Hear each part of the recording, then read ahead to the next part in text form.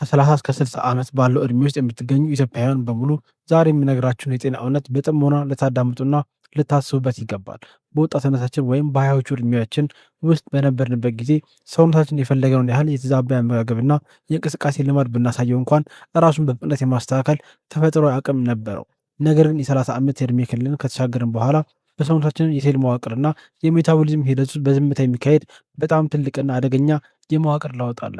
በመጀመሪያ ልነግራችሁ የሚፈልገው ዋናውና ወሳኙ ነገር ከ30 ዓመት በኋላ የሰውነታችን የኢንሱሊን ማመጣጠን አቅም ይቀንሳል፣ የጡንቻ መጠናችን በየዓመቱ ይሸራረፋል፣ እንዲሁም ሕዋሶቻችን ራሳቸውን የመጠገን ፍጥነታቸው በከፍተኛ ሁኔታ ይቀንሳል። እርጅና በራሱ በፍጹም በሽታ ወይም አደገኛ ነገር አይደለም። ትልቁና ገዳዩ አደጋ እኛ ከ30 ዓመት በኋላ የሰውነታችን ፍላጎት መቀየሩን ሳንረዳ የቀደሙን የተሳሳተ ልማዳችን ይዘን መቀጠላችን ነው። በተለይም ደግሞ በዚህ ቪዲዮ ቁጥር 4 እና ቁጥር 11 ላይ በዝርዝር የምነግራችሁ አደገኛ ልማዶች አብዛኞቻችን ጤናማና ባህላዊ አኗኗር መስሎን በየቀኑ የምንሰራቸው ነገር ግን ልባችንን፣ ጉበታችንና ኩላሊታችንን በዝምታ የሚገድሉ ዋና ዋና ስህተቶች ናቸው። በዛሬው ዝርዝር ትምህርታችን ከ30 ዓመት በኋላ በፍጹም ልናቆማቸው የሚገቡ 12 ዋና ዋና አደገኛ ልማዶችን እና ወዲያውኑ ወደ ህይወታችን ልናስገባቸው የሚገቡ ቀላል ሳይንሳዊና ተግባራዊ መፍትሄዎችን ደረጃ በደረጃ እንመለከታለን። ይህንን ቪዲዮ እስከ መጨረሻው ደቂቃ ድረስ በትዕግስት ከተከታተላችሁ ለቀሪ ህይወታችሁ የሚሆን ከከፍተኛ የህክምና ወጪ የሚያድናችሁን እና የእናንተንም እንዲሁም የቤተሰባችሁን የጤና ጥራት ሙሉ በሙሉ የሚቀይር ድንቅ እውቀት ጨብጣችሁ ትወጣላችሁ። አሁን ቪዲዮ ላይክ ማድረግ ጀምሩ፣ ምክንያቱም የእናንተ አንድ ላይክ ይህ ጠቃሚ ጤና መረጃ በዩቲዩብ አልጎሪዝም አማካኝነት ለብዙ ሚሊዮን ኢትዮጵያውያን ወገኖቻችን እንዲደርስ እና የብዙዎችን ህይወት እንዲታደግ ትልቅ አስተዋጽኦ ያደርጋል። ለዚህ ቻናል አዲስ ከሆናችሁ ደግሞ አሁኑ ሰብስክራይብ አድርጋችሁ የደወል ምልክቱን በመጫን በየሳምንቱ የምንለቃቸውን ህይወት አዳኝ የሆኑ የጤና ትምህርቶችን በመከታተል የቻናላችን ቤተሰብ ሁኑ።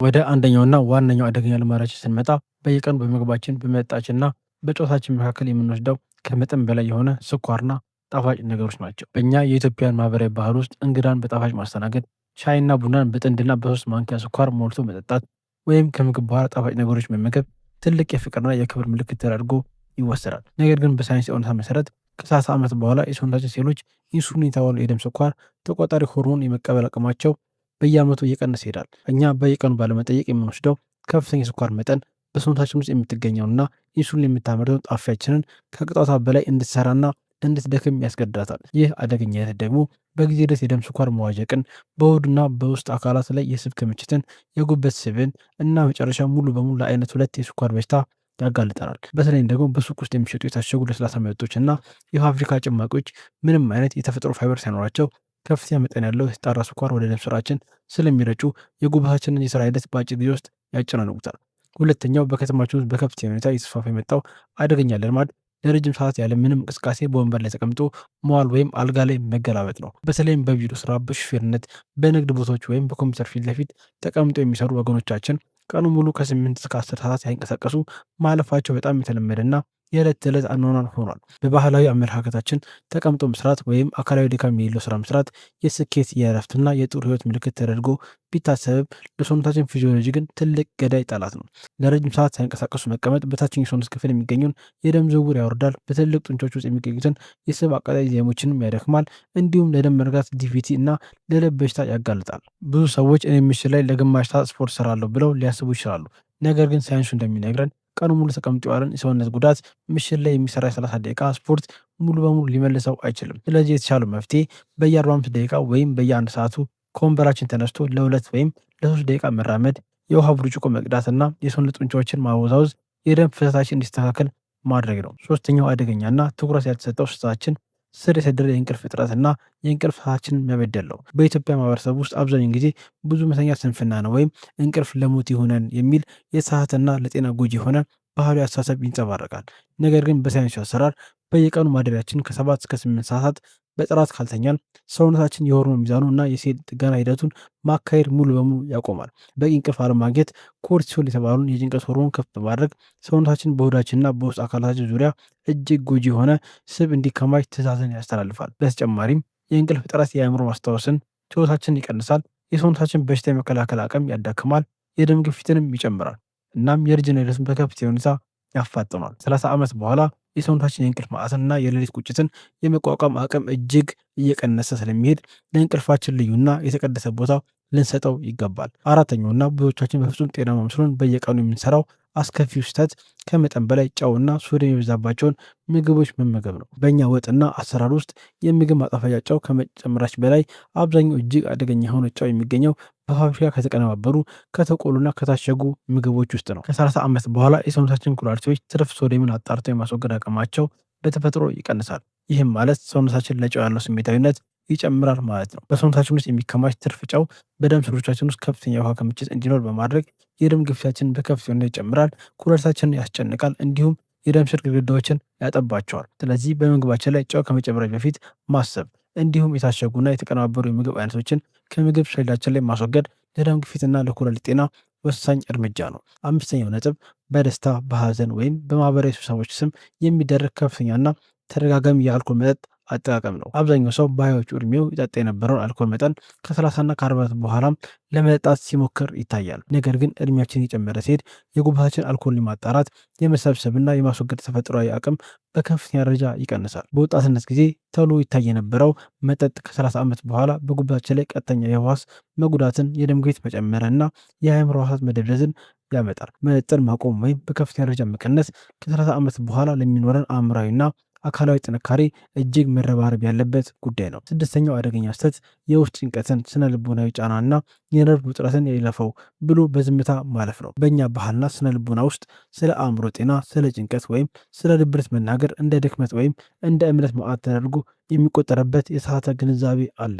ወንድ ልጅ ችግሩን ችሎ ማለፍ አለበት ወይም እሱ አይበሳጭም የሚሉ ማህበራዊ ጫናዎች ሰዎች የውስጥ ጭንቀታቸውን አምቀው እንዲይዙና በዝምታ እንዲታመሙ ያደርጋቸዋል። በሳይንሳዊ መንገድ ስር የሰደደ የውስጥ ጭንቀት በሰውነታችን ውስጥ እብጠትን ወይም ኢንፍላሜሽንን በመፍጠር የልብ ምታችንን ያዛባል፣ የምግብ መፈጨትን ያቆማል እና በሽታ የመከላከል አቅማችንን ያዳክማል። ስለሆነም ከ30 ዓመት በኋላ የአእምሮ ሰላማችንን መጠበቅ፣ ጭንቀትን የሚፈጥሩብን ነገሮች ማስወገድና የውስጥ ስሜታችንን ክፍት አድርጎ መነጋገር የቅንጦት ሳይሆን የህልውና ጉዳይ ነው። ሰባተኛው ነጥብ በፋብሪካ የተቀነባበሩ የተጠበሱና ፈጣን ወይም ፋስት ፉድ ምግባችን የዕለት ተዕለት ምግባችን ማድረግ ነው። በከተሞቻችን አኗኗር ውስጥ በዘይት የተጠበሱ ምግቦች፣ የፋብሪካ ፓስታዎች፣ ነጭ ዱቄትና በኬሚካል የተቀነባበሩ ምግቦች የብዙዎቻችን ዋና ምግብ እየሆኑ መጥተዋል። እነዚህ ምግቦች በውስጣቸው ምንም አይነት ጠቃሚ ቫይታሚን፣ ሚኔራል ወይም ፋይበር ሳይኖራቸው በጎጂ ትራንስፋት እና ከተጣሩ ካርቦሃይድሬቶች የተሞሉ ናቸው። እነዚህ ምግቦች አዘውትሮ መመገብ ሰውነታችን ራሱን ለማደስና በጥሩ ሁኔታ ለማርጀት የሚያስፈልጉትን አልሚ ንጥረ ነገሮች ሙሉ በሙሉ ይነጥቋል። ይህ ደግሞ በጊዜ ሂደት የደም ስሮቻችን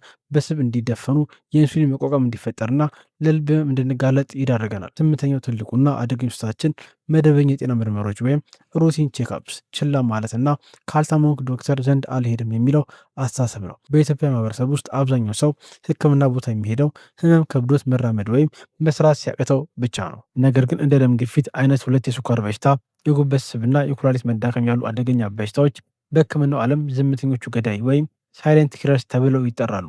ምክንያቱም መጀመሪያ ላይ ምንም አይነት ምልክት አይታይም። እነዚህ በሽታዎች በሰውነታችን ውስጥ ለዓመታት ምንም አይነት ህመም ሳያሳዩ ውስጣዊ አካላችንን እያዳከሙ ይቆያሉ። በዓመት አንድ ወይም 2 ጊዜ መደበኛ የደም የሽንትና የውስጥ አካላት ምርመራ አለማድረግ በሽታው በጊዜ እንዳይታወቅና ሕክምናው አስቸጋሪ እንዲሆን ያደርገዋል። 9ኛው አደገኛ ልማዳችን የህመም ማስታገሶችንና ያለ ሐኪም ትዕዛዝ የሚወሰዱ መድኃኒቶችን ማብዛት ነው። ጥቂት ራስ ምታት፣ የመገጣጠሚያ ህመም ወይም የሰውነት ድካም ሲሰማን የህመሙን መንስኤ ከመፈለግ ይልቅ ወደ ፋርማሲ ሄደን ማስታገሻዎችን መግዛትና መዋጥ የተለመደ ሆኗል። የህመም ማስታገሻ መድኃኒቶች የችግሩ መነሻ ወይም ዋና ስር ሳይሆኑ የሚያክሙት ለአጭር ጊዜ የአእምሯችን የህመም መልእክት መቀበያ ማደናገር ብቻ ነው። እነዚህ መድኃኒቶች ያለ ባለሙያ ቁጥጥር አብዝቶ መውሰድ የሆድ ዕቃ ቁስለትን ያመጣል፣ እንዲሁም ኩላሊታችንና ጉበታችንን በከፍተኛ ሁኔታ ይጎዳል። 10ኛው ስህተታችን ጽንፈኛ የአመጋገብ ስርዓታችን ወይም ኤክስትሪም ዳየትስ ወይም ድንገተኛ ጾማችን ያለ እውቀት እና ያለ ባለሙያ ምክር መከተል ነው። አብዛኞቻችን በድንገት የሚጨመረብንን ክብደት በአጭር ቀን ውስጥ ለመቀነስ በማሰብ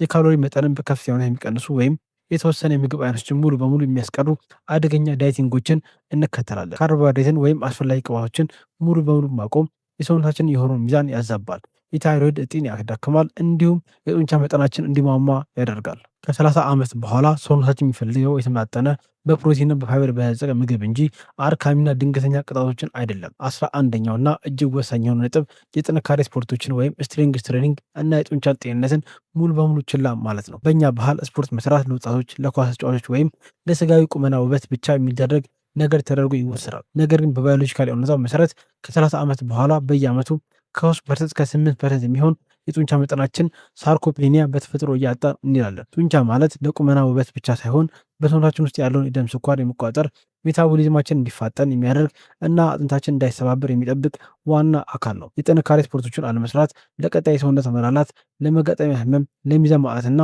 ለስኳር በሽታ በቀላሉ እንድንጋለጥ ያደርገናል። 12ኛው እና የመጨረሻው ዋና ነጥብ ከማህበራዊ ህይወት መገለል፣ ብቸኝነትና የህይወት ዓላማ ማጣት ነው። የኢትዮጵያ ማህበረሰብ ዋና ጥንካሬና ውበቱ እቃ ማበደር፣ በእድር በእቁብና በማህበራዊ ግንኙነቶች ውስጥ ተዛምዶ መኖር ነው። ነገር ግን በዘመናዊ የከተማ አኗኗር ምክንያት ከሰዎች መራቅ፣ በስልክ ስክሪን ውስጥ መሸሸግና ብቸኝነት መምረጥ በከፍተኛ ሁኔታ እየጨመረ መጥቷል። በርካታ ዓለም አቀፍ ጥናቶች እንደሚያሳዩት ስር የሰደደ ብቸኝነትና ማህበራዊ መገለል ለልብ ህመም፣ ለድብርትና ለአእምሮ እርጅና ያለው አደጋ በቀን 15 ሲጋራ ከማጨስ ጋር እኩል ነው። አዎንታዊ ማህበራዊ ግንኙነት፣ ከወዳጅ ዘመድ ጋር መጫወትና የህይወት ዓላማ መኖር ለረጅም እድሜና ለጥሩ የጤና ሁኔታ ልክ እንደ ጥሩ አመጋገብና ስፖርት ወሳኝ ናቸው። አሁን ዋናው ጥያቄ እነዚህን 12 አደገኛ ልማዶች ከ30 እስከ 60 ዓመት ባለው የእድሜ ክልል ውስጥ ማስወገድ ለምን አስፈለገ? ምክንያቱም ከ30 ዓመት በኋላ የሰውነታችን የውስጥ አካላት ጉዳትን ጠግኖ የመመለስና ራሱን የማደስ ተፈጥሮ አቅማችን እጅግ እየቀነሰ ይሄዳል። በሰውነታችን የሚፈጠሩት መቆጣጦች ወይም ኢንፍላሜሽኖች በዝምታ የተከማቹ ወደ ከባድና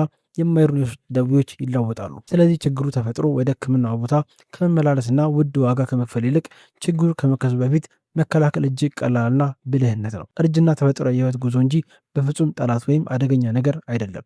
እውነተኛው ጠላት ግን የሰውነታችን ተፈጥሮ ጥሪ ችላ ማለትና በዕለት ተዕለት የተሳሳቱ ልማዶችን ራሳችን በዝምታ መጉዳት ነው። ቀጣዮቹን 10፣ 20፣ 30 ዓመታት በንቃት በጥንካሬ በጠንካራና በጠራ አእምሮና በጥሩ ጤና የምንኖራቸው መሆናቸውን የምንወስነው ዛሬ በምናደርጋቸው ትናንሽ ምርጫዎች ነው። ከዛሬ ጀምሮ ለስኳር መጠኑ ከፍተኛ ጥንቃቄ ማድረግ ይጀምሩ። ሻይና ቡናውን ያለምንም ስኳር መጠጣት ለመልመድ ይሞክሩ።